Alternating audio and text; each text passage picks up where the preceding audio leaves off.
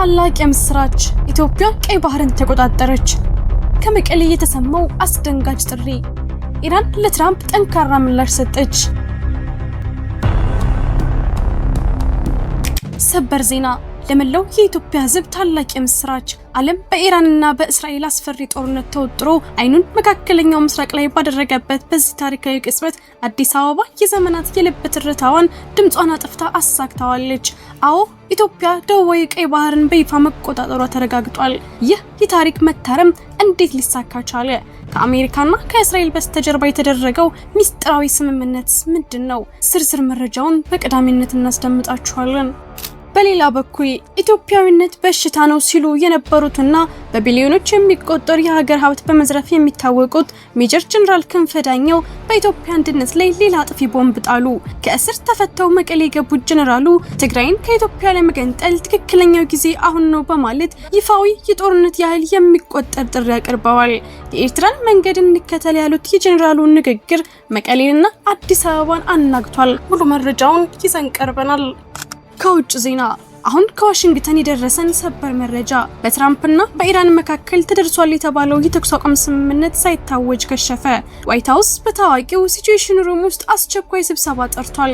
ትራምፕ የአሜሪካን ቀይ መስመር አላልፍም በማለት የኢራንን ዩራኒየም ለማውደም ሲዝቱ፣ ቴህራን ደግሞ ትራምፕን ውሸታም ስትል በይፋ ከሳለች። ለመሆኑ በሁለቱ ሀያላን መካከል ምን ተፈጠረ? ዝርዝር ዘገባውን ይዘን ቀርበናል። አብራችሁን ቆዩ። ሰላም ውድ ቤተሰቦች እንደምን አላችሁ? ይህ ዜና ላፍታ ነው። ቪዲዮውን ላይክ በማድረግ ይጀምሩ እያልን ወደ ዝርዝር ዜናዎች አለፍን። ሰበር ዜና! ታላቅ የምስራች! ኢትዮጵያ ደቡባዊ ቀይ ባህርን በይፋ ተቆጣጠረች። ዓለም መካከለኛው ምስራቅ ላይ ሲወጠር አዲስ አበባ ታሪካዊ ስህተቱን አረመችው። ለመላው የኢትዮጵያ ሕዝብ እጅግ ታላቅና አስደሳች የሆነ የምስራች ዜና ይዘንላችሁ ቀርበናል። ኢትዮጵያ የዘመናት የልብ ትርታዋ የሆነውንና ታሪካዊ ስህተት ተብሎ የሚጠራውን የባህር በር ባለቤትነት ጉዳይ ድምጿን አጠፍታ በአስደናቂ ዲፕሎማሲያዊና ስልታዊ ጥበብ ማሳካቷ ተረጋግጧል። በአሁኑ ሰዓት መላው ዓለም በኢራን በአሜሪካና በእስራኤል አስፈሪ ጦርነት ተወጥሮ አይንና ቀልቡን ሙሉ በሙሉ መካከለኛው ምስራቅ ላይ ባደረገበት ወሳኝ ታሪካዊ አጋጣሚ ኢትዮጵያ ያለ ብዙ ጫጫታና ያለ ብዙ ድካም ደቡባዊ ቀይ ባህርን መቆጣጠሯ ይፋ ሆኗል። ይህንን መላውን የኢትዮጵያ ሕዝብ ለዘመናት ሲያስቆጭ የነበረውን የታሪክ መታረም በይፋ ያበሰሩት ደግሞ ታዋቂው አሜሪካዊ ደራሲ የጂኦ ፖለቲካ ተንታኝና በታዋቂው ዋሽንግተን ታይምስ መጽሔት ላይ በጠንካራ የፖለቲካ ሙግቶቻቸው የሚታወቁት ዝነኛው ጸሐፊ ብራንደን ዊቸርት ናቸው።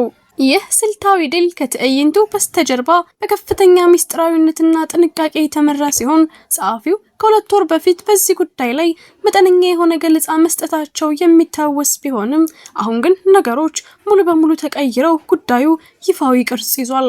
ባለፈው ሳምንት የኢትዮጵያ የውጭ ጉዳይ ሚኒስትር ዶክተር ጌዲዮን ጢሞቴዎስ በአሜሪካ የውጭ ጉዳይ መስሪያ ቤት ወይም ስቴት ዲፓርትመንት በመገኘት ከአሜሪካው አቻቸው ማርኮ ሩቢዮ ጋር እጅግ ወሳኝ የሆነ ዲፕሎማሲያዊ ምክክር ማካሄዳቸውን ተከትሎ ነው። ታዋቂው ተንታኝ ብራንደን ዊቸርት አሜሪካን ቮይስ ከተሰኘው ግዙፍ የሚዲያ ተቋም ጋር በነበራቸው ቆይታ ኢትዮጵያ በአሁኑ ሰዓት የደቡባዊ ኤርትራን የቀይ ባህር ክፍል በይፋ መቆጣጠሯን ሙሉ በሙሉ ያረጋገጡት።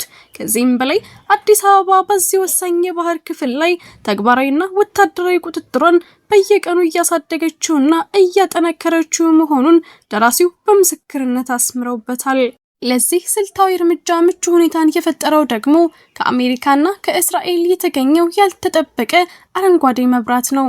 በአሁኑ ወቅት ከኢራን ጋር ከፍተኛ ፍልሚያ ውስጥ ያሉት ሁለቱ ሀያላን ሀገራት የኢትዮጵያን የቀይ ባህር ቁጥጥር በበጎ ከመመልከት ባለፈ ጉዳዩን በዝምታ ለመደገፍ መወሰናቸውን የጂኦ ፖለቲካ ተንታኙ ብራንደን ዊቸርት አጋልጠዋል።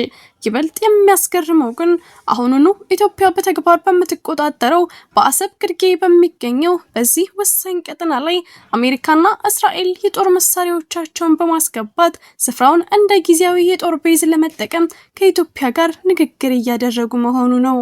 ይህ ሂደት እጅግ አበረታች ደረጃ ላይ መድረሱ የሚያሳየው አንድ ትልቅ እውነት አለ። እሱም ኢትዮጵያ የቀይ ባህርን ግዛት በተግባር ማስተዳደር መጀመሯንና የዓለም ሀያላንም ይህንን ታሪካዊ እውነታ በይፋ መቀበላቸውን ነው። ይህ ስልታዊ ድል የሀገራችንን የኢኮኖሚና የደህንነት ሉዓላዊነት ለዘላለም ከፍ የሚያደርግ አዲስ የታሪክ ምዕራፍ ሆኖ ይመዘገባል። እርሶም በዚህ መረጃ ላይ ያለውትን ማንኛውም ሀሳብና አስተያየት በኮሜንት ሴክሽን ላይ እንዲያጋሩን እየጋበዝን አሁን በቀጥታ ወደ ቀጣዩ ዜና እንለፍ። ትግራይን ለመገንጠል ጊዜው አሁን ነው። ሜጀር ጀነራል ክንፈ ዳኘው ያልታሰበ ቦምብ ጣሉ።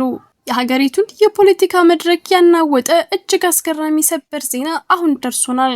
ትግራይ ከኢትዮጵያ የምትገነጠልበትና አጋርነቷን የምታውጅበት ትክክለኛው ሰዓት አሁን ነው ሲሉ የቀድሞ የሜቴክ ዋና ስራ አስፈጻሚ ሜጀር ጀነራል ክንፈ ዳኘው በይፋ ተናገሩ።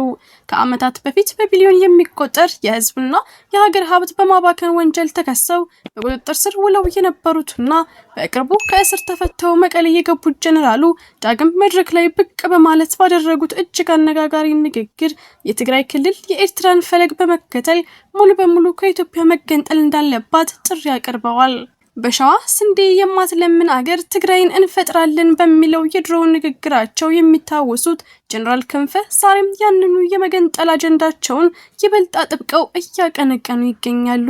ጀነራሉ አክለውም ኢትዮጵያዊነት በሽታ ነው እስከ ማለት የደረሰ ጠንከር ያለ አቋማቸውን ያንጸባረቁ ሲሆን ትግራይ ከዚህ በኋላ በምንም መልኩ በኢትዮጵያ ፌዴሬሽን ስር እንድትቀጥል የሚያደርጋት ምንም አይነት ምክንያት የለም ሲሉ ተደምጠዋል። ጀነራል ክንፈ ዳኘው ለዚህ አቋማቸው ማጠናከሪያ ያደረጉት የኤርትራን የነጻነት ትግል ታሪክ ነው። ሻዕቢያ ደርግን ታግሎ የኤርትራን ሕዝብ ነጻ እንዳወጣ ሁሉ አሁንም በዶክተር ደብረጽዮን ገብረ ሚካኤል የሚመራው የህወሓት ቡድን የትግራይን ሀገርነት የማረጋገጥ ታሪካዊ ግዴታ አለበት ሲሉ መክረዋል። የኤርትራ ሕዝብ ነጻነት ወይስ ባርነት በሚል ድምጽ ሰጥቶ ሀገር እንደመሰረተ ሁሉ ትግራይም በተመሳሳይ መንገድ ራሷን ነጻ ለማውጣት መወሰን ያለባት ወሳኝ ምዕራፍ ላይ ትገኛለች ብለዋል። ይህ የሜጀር ጀነራል ክንፈ ዳኘው አቋምና ይፋዊ ጥሪ በአሁኑ ወቅት በኢትዮጵያ የፖለቲካ መድረክ ላይ እጅግ ከፍተኛ መነጋገሪያና አነጋጋሪ አጀንዳ ሆኗል። ይሁን እንጂ ይህ ጥሪ በብዙዎች ዘንድ አሳዛኝና የትግራይን ህዝብ ታሪክ የካደ አደገኛ አካሄድ ተደርጎ እየተወሰደ ይገኛል። የትግራይ ህዝብ ለኢትዮጵያ ሀገር መንግስት ግንባታ ግንባር ቀደም ሚና የተጫወተና መስዋዕትነትን የከፈለ መሆኑን በመካድ ክልሉን ወደ መገንጠል አቅጣጫ ለመውሰድ የሚደረገው ውትወታ በርካታ ወገኖችን እያስቆጣ ነው። ቪዲዮአችንን ላይክ ማድረግ አይርሱ እያልን ወደ ውጭ ዜና አለፍን። በትራምፕ እና በኢራን መካከል የተደረሰው ሚስጥራዊ ስምምነት ፈረሰ። ዋይት ሃውስ ድንገተኛ ስብሰባ ጠራ። የአሜሪካው ፕሬዝዳንት ዶናልድ ትራምፕ ከከፍተኛ ረዳቶቻቸው ጋር በዋይት ሃውስ ሲቹዌሽን ሩም ውስጥ አስቸኳይ ውይይት ቢያደርጉም ከኢራን ጋር ሊደረግ ስለታሰበው ስምምነት የመጨረሻ ውሳኔ ሳይሰጥበት በከፍተኛ ውጥረት መጠናቀቁ ታውቋል። ሁለቱ ሀገራት የተኩስ አቁሙን ለ60 ቀናት የሚያራዝምና የሆርሙዝ ወሽመጥን ለመክፈት የሚያስችል ሰነድ ላይ መግባባታቸው ተነግሮ የነበረ ቢሆንም ትራምፕ ግን ኢራን የተብላላ ዩራኒየሟን ለአሜሪካ አሳልፋ እንድትሰጥና የኒውክሌር ጦር መሳሪያ ፍላጎቷንም እንድታቆም አዳዲስ ቅድመ ሁኔታዎችን በማስቀመጣቸው ጉዳዩን አወሳስበውታል። የዋይት ሃውስ ባለስልጣናት ትራምፕ ለአሜሪካ ቀይ መስመር የማይደራደሩ መሆናቸውን እየተናገሩ ባሉበት በዚህ ወቅት ፕሬዝዳንቱ በበኩላቸው ዋና ዋናዎቹ ጉዳዮች እስካልተለዩ ድረስ ምንም አይነት ስምምነት አይኖርም በማለት ጉዳዩን በጥርጣሬ ውስጥ ጥለውታል። በሌላ በኩል ይህ የትራምፕ መግለጫ በቴህራን በኩል ከፍተኛ ቁጣንና ማስተባበያን ቀስቅሷል። የኢራኑ ፋርስ ዜና ወኪል የትራምፕን ንግግር የሐሰትና የእውነት ቅይጥ ሲል የገለጸው ሲሆን በሰነዱ ላይ ስለ ኒውክሌር መሳሪያዎች ማውደም የተነሳ ምንም ነገር የለም ሲል አስተባብሏል። የኢራን የውጭ ጉዳይ ሚኒስቴር ቃል አቀባይ እስማኤል ባጋይም የተደረገው ውይይት ጦርነቱን በማስቆም ላይ ብቻ ያተኮረ እንጂ በኒውክሌር ጉዳይ ላይ ምንም አይነት ድርድር እንዳልተደረገ በቁጣ ምላሽ ሰጥተዋል። ከሚያዝያ ወር ጀምሮ የተኩስ አቁም ስምምነት በተግባር ላይ ቢውልም አሁን ግን በዋሽንግተንና በቴህራን መካከል ያለው አለመግባባት ይበልጥ እየተካረረ በመምጣቱ ቀጣዩ የዓለም የፖለቲካ አቅጣጫ ወዴት ያመራል የሚለው ጥያቄ የብዙዎችን ትኩረት ስቧል።